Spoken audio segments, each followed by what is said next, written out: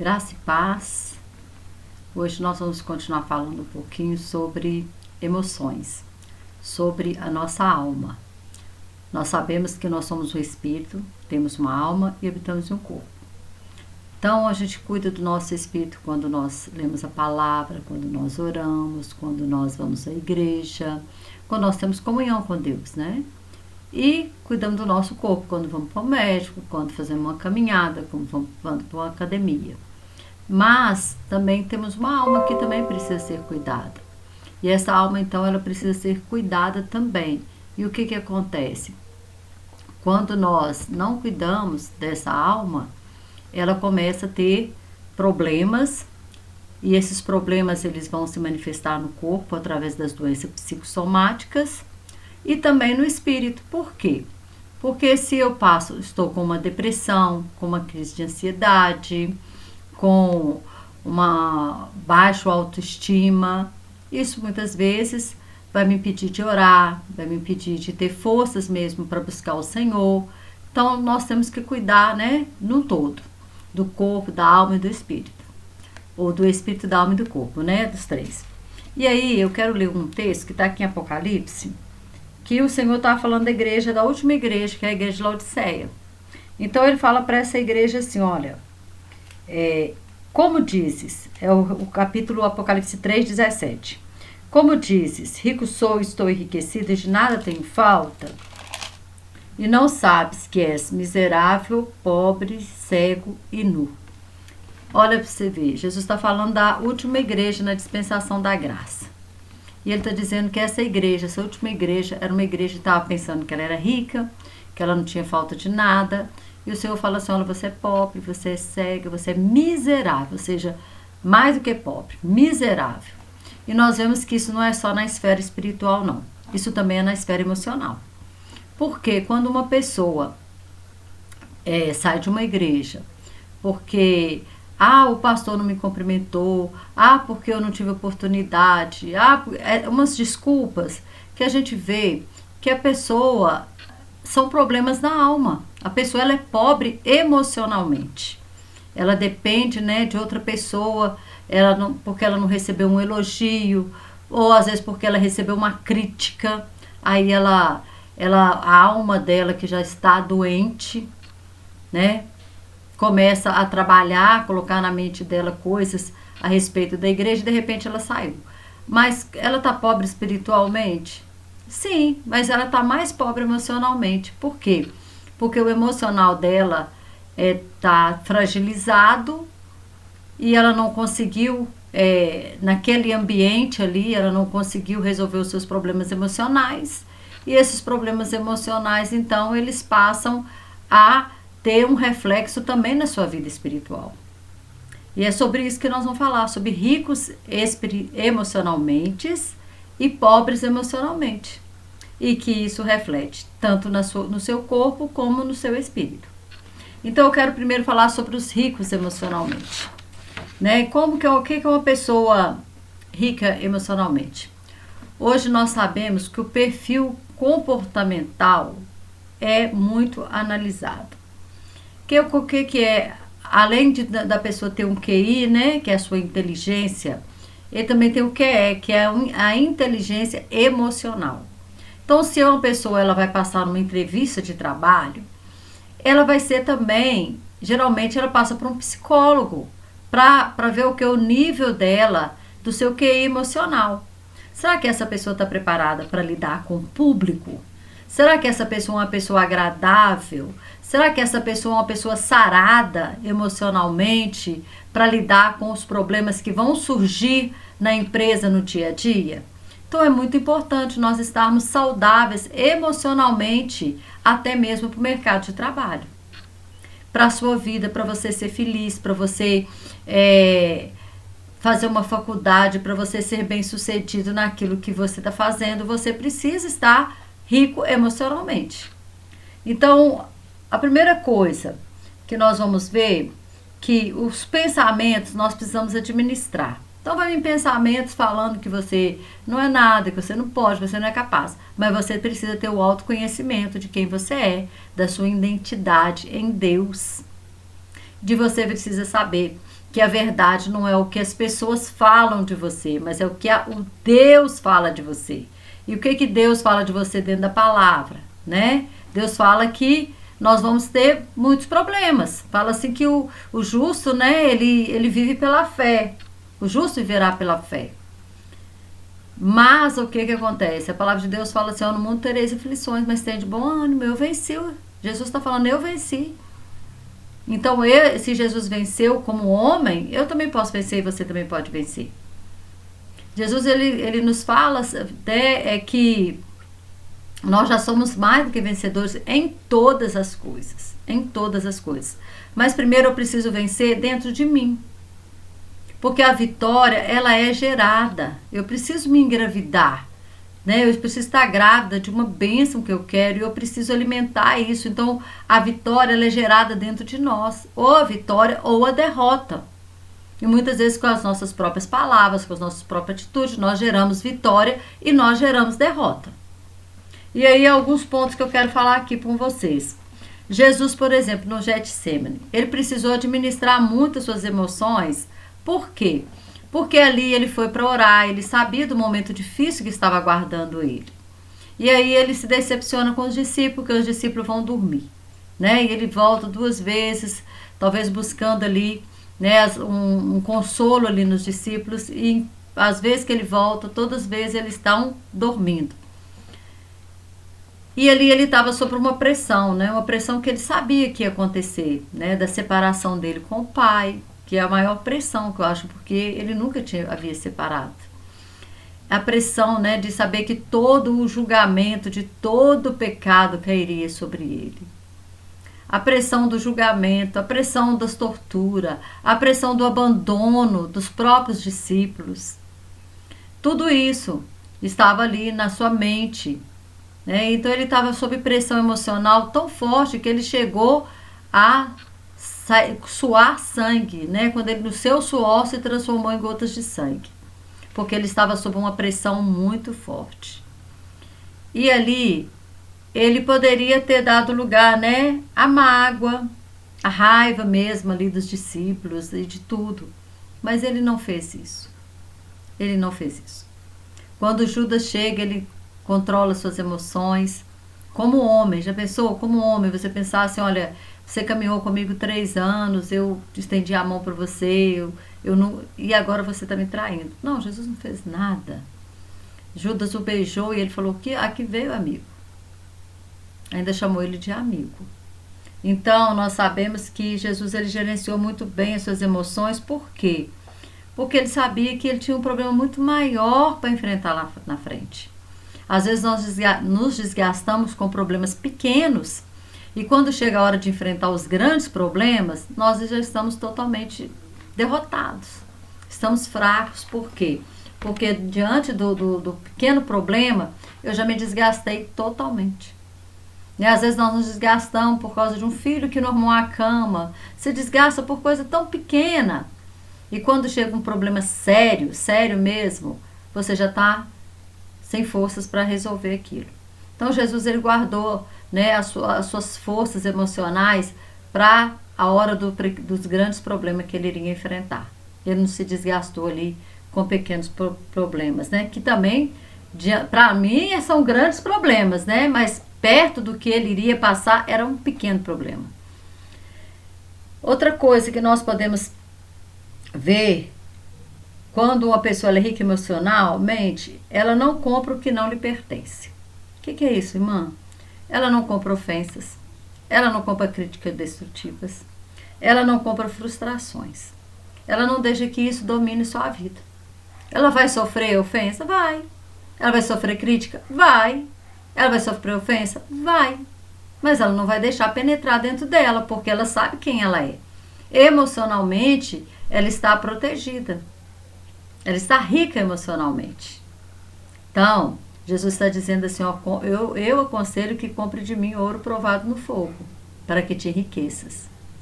Talvez esse ouro provado no fogo hoje é as suas emoções que precisam ser fortalecidas. Né? Você precisa deixar de ser miserável, cego, nu e ser rico emocionalmente também. para que você também seja rico espiritualmente. E espiritualmente para que também seja emocionalmente. As duas coisas, uma está ligada na outra. Segunda coisa que um rico emocionalmente ele é empático. Ele se preocupa, ele se importa com o problema do outro, mas ele não absorve o problema do outro para si. Porque senão ele vai abalar o seu próprio emocional. Você imagina, eu vejo uma pessoa na rua, um morador de rua, e eu posso lá ajudar, dar um alimento, uma roupa, um cobertor, mas se eu começar a tomar para mim aquele problema, eu que vou me enfraquecer emocionalmente. Então nós podemos ver esse exemplo, por exemplo, Jonatas. Jonatas, ele se importou com Davi, ele se importou com o problema de Davi. Ele deu recursos para Davi, ele protegeu Davi, mas ele não ficou o tempo inteiro falando com Saul assim: oh meu pai, você está perseguindo Davi, Davi não merece, Davi não tem culpa. Não, ele não brigou com seu pai por causa de Davi. Ele protegeu, ele amou, e a amizade deles era tão grande que eles fizeram uma aliança, eles tinham uma aliança. Mas eu posso ajudar as pessoas, mas eu não posso absorver o problema da pessoa, porque senão quem fica doente é você. Quem fica doente sou eu.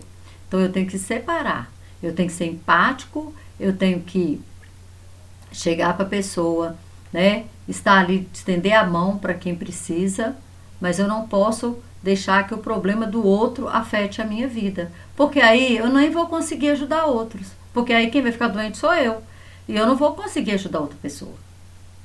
Né? Como quando, por exemplo, meu pai tinha Alzheimer, e aí a gente fazia o quê? Os médicos falavam assim: olha, quem cuida de uma pessoa doente não pode ser uma pessoa só, porque ela precisa ser cuidada, porque senão a pessoa que está cuidando doente, ela vai ficar doente. Então, por isso tem que fazer um revezamento, a pessoa tem que se cuidar, porque senão ela é que vai ficar doente.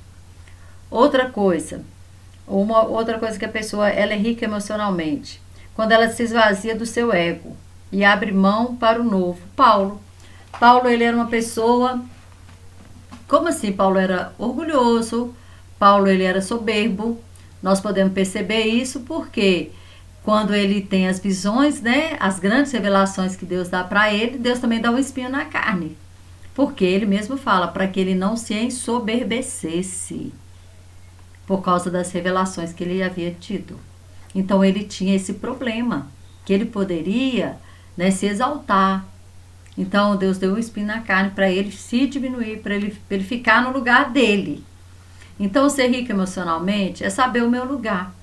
Ser rico emocionalmente é abrir mão do meu egocentrismo, saber que eu não sou o centro das coisas. O centro é Deus. O centro é Jesus. Jesus, ele tem que ser o centro. Então, nós temos que nos esvaziar isso, do orgulho, da soberba, da arrogância. Essas pessoas que abrem mão disso são ricas espiritualmente. E Paulo, ele soube fazer isso. Né? Ele soube fazer isso. Ele falou que ele aprendeu. Assim como ele aprendeu. Ele fala lá em Filipenses que aprendeu tanto, né, a ter fartura como a escassez, tanto a passar necessidade como ter abundância, ele aprendeu. Então ele aprendeu também que ele precisava esvaziar do ego dele. Quando, né, ele teve abundância porque ele era rico, né, ele era um poliglota, ele era de família nobre. Mas ele aprendeu também a ter escassez quando ele se torna um discípulo de Jesus, quando ele se torna um apóstolo. Né? Quantas vezes ali passou por necessidades. Então, essa pessoa ela tem que ser abrir mão do seu ego. O quinto, ser autor da própria história, ter autocontrole. Autocontrole é muito importante. Não elevam a voz, não são repetitivos, sabem elogiar antes de criticar. Gente, isso aí é muito interessante. Quando nós temos as 7 cartas que Jesus escreve para as igrejas da Ásia, nós aprendemos muito sobre isso. Jesus primeiro ele elogia, né? Ele fala para a igreja, por exemplo, de Éfeso: olha, eu conheço a tua obra, que tu és, né? Não pudeste sofrer os maus e tudo, mas eu tenho contra ti que perdeste o teu primeiro amor. Mas primeiro ele elogia, depois ele faz, né, a crítica, né? Uma crítica construtiva para que eles pudessem consertar. Mas então ser rico emocionalmente é saber elogiar antes de criticar. Olha, o seu trabalho, né? Às vezes a pessoa chega e fala assim, nossa, mas tá horroroso esse trabalho. Não, o seu trabalho tá bom, mas eu acho que você tem, né, possibilidade de melhorar. Você tem, né, capacidade para fazer melhor. Então você elogiou antes, né? Ele tá bom, mas você é uma pessoa capaz de fazer melhor ainda. Então você criticou, né? Mas você elogiou também. E você falou da capacidade dessa pessoa. Agora vamos falar dos pobres, rapidamente, né? Pobre é aquele que vive de migalha, ele se desvaloriza. É aquela pessoa que olha para ela e não vê nela nada de bom. Fala, eu não sou bom nisso, eu não sou bom naquilo. Pode até olhar para uma pessoa, né? Por exemplo, um cantor, né? Uma pessoa que tem uma voz linda que canta. Nossa, que voz linda essa pessoa canta. Eu queria ser como ele. Não. A pessoa, ela pode ter o dom de cantar, mas você tem o seu dom também. Então você tem que enxergar em você o dom que Deus te deu. Porque Deus repartiu dons e talentos segundo a capacidade de cada um. Então a palavra de Deus fala que Jesus é o cabeça, nós somos o corpo. E o corpo, cada um tem uma função, cada membro tem uma função. Então você tem uma função dentro do corpo. E saiba que tudo é importante. Né? Até um apêndice, né? Que é um pedacinho lá do intestino lá, que, como diz o outro, não sabe nem para que serve. Mas se suporar, a pessoa pode até morrer. Então, tudo é importante. Tudo que está dentro do nosso organismo tem importância. Então, nós temos que entender isso, que você tem importância dentro do corpo de Cristo e você saber o seu lugar e parar de se desvalorizar, né? A pessoa, às vezes, ela se sente tão desvalorizada que ela aceita relacionamentos tóxicos. Ela casa achando que o marido, né, ou vice-versa, a esposa, vai suprir a sua necessidade. Eu casei para eu ser feliz. Aí o que acontece?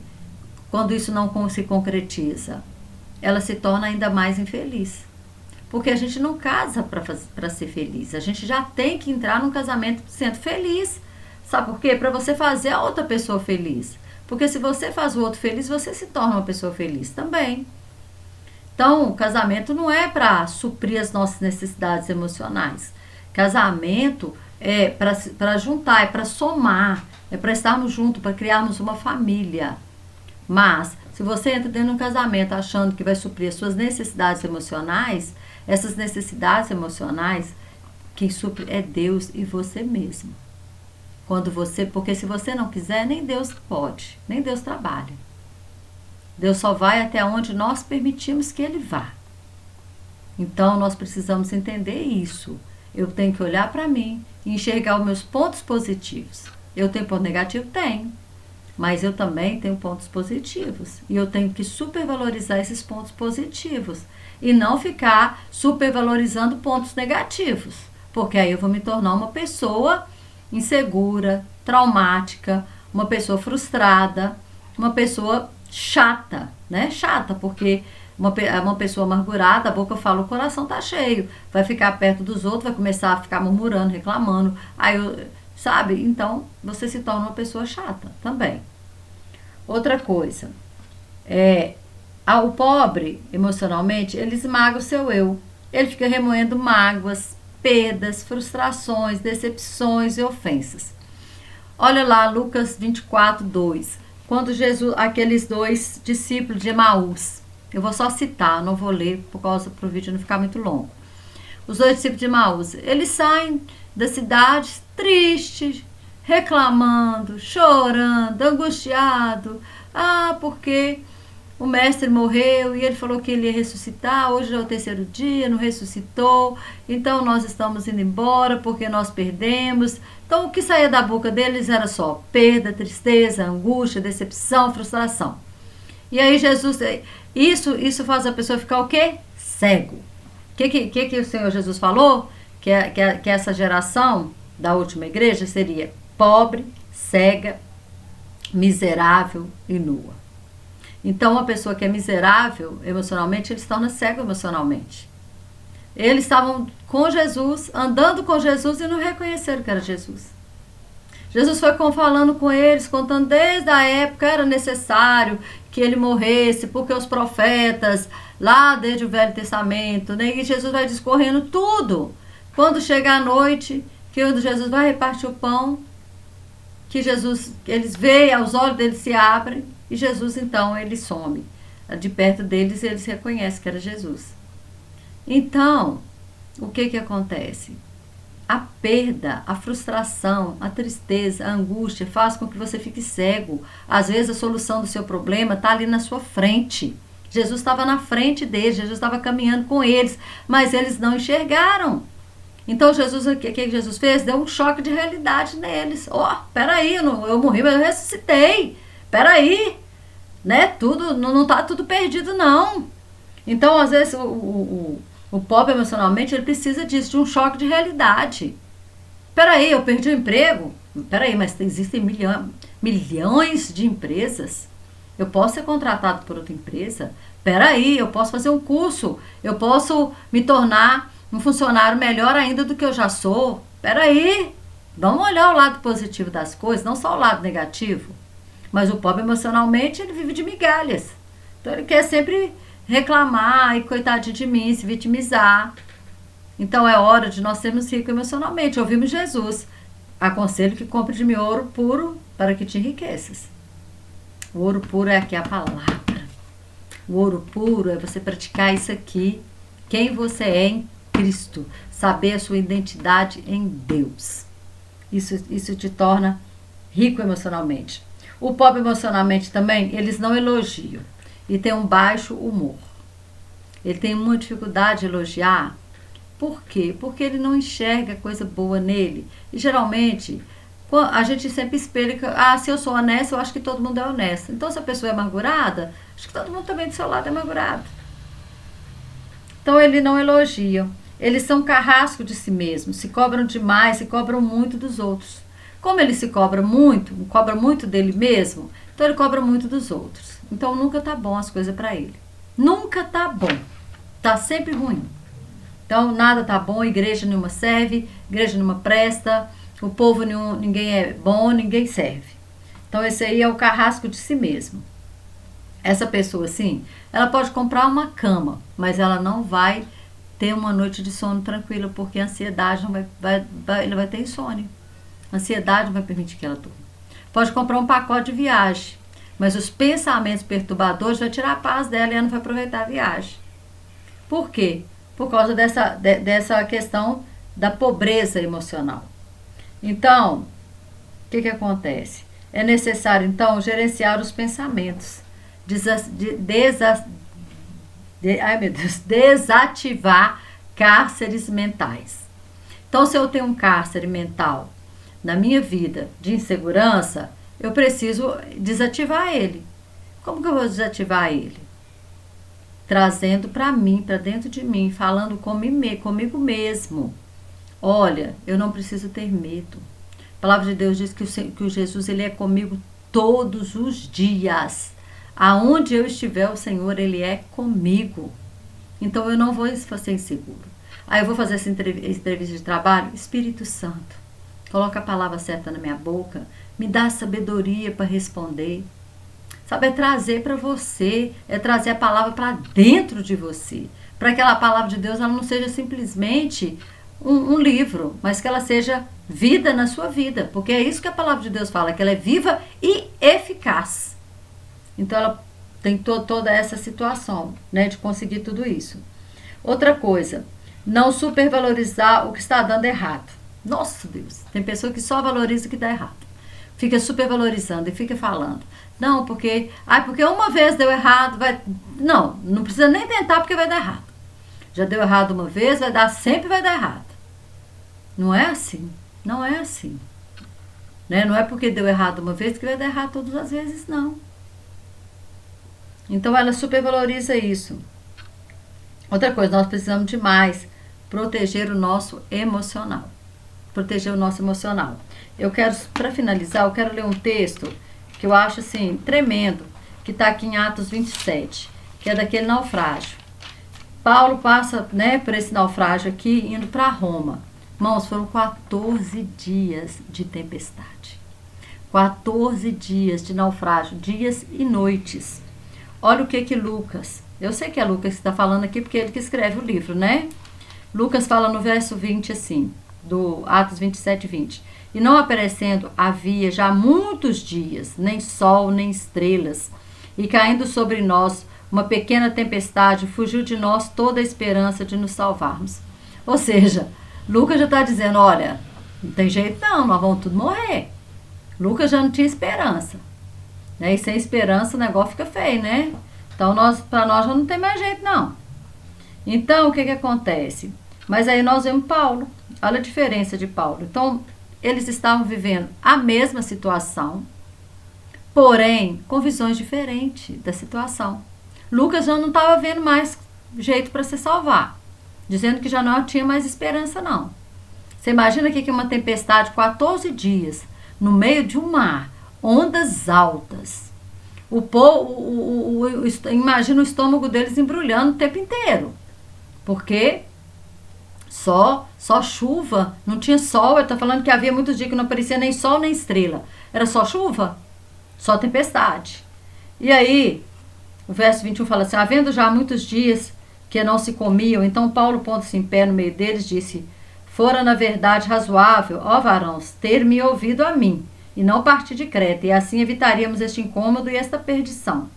Mas agora vos admoesto a que tenhais bom ânimo, porque não se perderá a vida de nenhum de vós, mas somente o navio. Porque esta noite o anjo de Deus, de quem eu sou e a quem sirvo, esteve comigo dizendo, Paulo, não temas, importa que seja apresentado a César, e eis que Deus te deu todos quanto navegam contigo. E aí fala, né?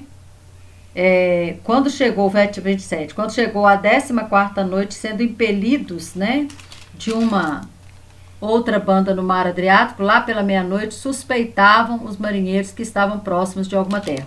Aí nós sabemos que eles perderam o navio e tudo, mas chegaram a uma ilha e ninguém se perdeu. E eram todo mundo ali, 200 e alguma coisa de vidas, 276 vidas ali no navio. Mas ninguém se perdeu. Por quê? Porque Paulo, enquanto Lucas, né? Não estou desvalorizando Lucas aqui não, só estou mostrando a posição de um e a posição do outro, né? Paulo, ele tinha mais intimidade. Lucas, a Bíblia nem fala como Lucas se converteu. O que nós sabemos de Lucas é que ele era médico, porque lá em Colossenses Paulo, né, chama ele de um médico amado. Nós sabemos de Lucas que ele era grego, mas não sabemos como que foi a conversão de Lucas. Se foi através de Paulo, como foi. Mas Lucas, ele já estava sem esperança já de vida, de nada. Ele diz, olha, nós vamos morrer. Não tem mais esperança, não. Também eu acredito que seria até um razoável, né, pensar nisso. Mas Paulo, certamente ele estava orando. Porque o anjo apareceu para ele e falou com ele, ó Paulo, você vai comparecer diante de César. Então, você não vai morrer. E ninguém que está no navio. A misericórdia de Deus foi grande, né? Não só sobre a vida de Paulo, mas de todos. Então, Paulo fala para todos, olha, seria bom vocês terem me ouvido. Vocês não quiseram ouvir, né? Era bom que se nós tivéssemos ficado lá e evitar essa situação. Mas, agora o anjo, né, de Deus a quem eu sirvo, me apareceu esta noite e disse que ninguém vai se morrer. Vai se perder apenas, né, o navio. E aí, nós vemos o quê? Paulo, ele enxergou o lado positivo. Ele falou assim, se eu vou comparecer diante de César, claro que eu não vou morrer. E ele foi orar. E ele foi buscar de Deus. Né? E ele foi animar todo mundo. Tem de bom ânimo, comer, e mandou o povo comer. E ele comeu, e depois que todo mundo comeu, o ânimo deles voltaram. E no outro dia eles tiveram forças, né, para chegar na ilha lá de Malta. Então o que acontece?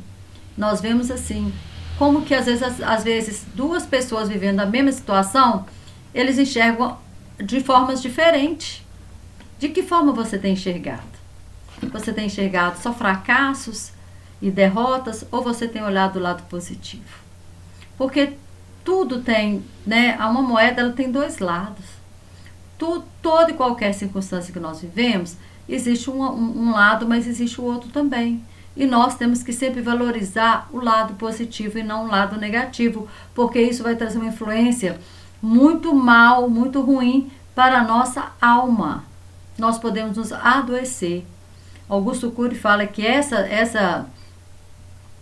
as pessoas, elas adoeceram coletivamente e muito rapidamente. Porque hoje nós temos, né, um excesso de informações. Há uma síndrome, né, do pensamento acelerado. Então, as crianças hoje, elas não conseguem se concentrar mais numa coisa porque são muitas coisas acontecendo ao mesmo tempo.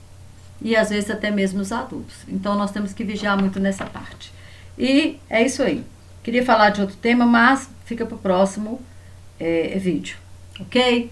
Deixa eu só dar uma última palavra. Existe também uma coisa de inconsciente coletivo. O que é isso? É um padrão de beleza inatingível, que existe uma propaganda que trabalha no coletivo, que quer comandar a vida das pessoas, através da mídia.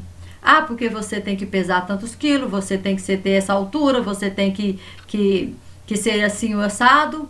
Mas peraí, nós não vivemos por mídia, não. A mídia não comanda a minha vida, não. Então eu tenho que entender isso também, ter cuidado com esse inconsciente coletivo. Que inconscientemente, às vezes você não tem consciência disso, mas a mídia está trabalhando na sua mente e você começa a querer a se olhar no espelho e se achar feio, a se achar gordo, a se achar isso, a se achar aquilo. Cuidado com isso, porque muitas pessoas adoecem por causa disso. Tem pessoas que têm anorexia por causa disso, tem pessoas que têm depressão porque não conseguem atingir esse padrão inatingível, porque eles criam esse padrão inatingível, né? Então nós temos que ter cuidado. Deus, ele me fez linda e perfeita. Deus te fez lindo e perfeito. Somos diferentes? Sim, ninguém é igual a ninguém. Ninguém tem o mesmo DNA. Mas saiba que não existe esse padrão que eles inventaram. Nos séculos passados, o padrão era que as mulheres fossem cheinhas, né? Em alguns séculos aí para trás, acho que é no século XIX, desculpa. O padrão era que uma mulher enchesse uma cama, né? Que fosse cheinha. Hoje não, hoje eles querem que as mulheres sejam praticamente esqueléticas.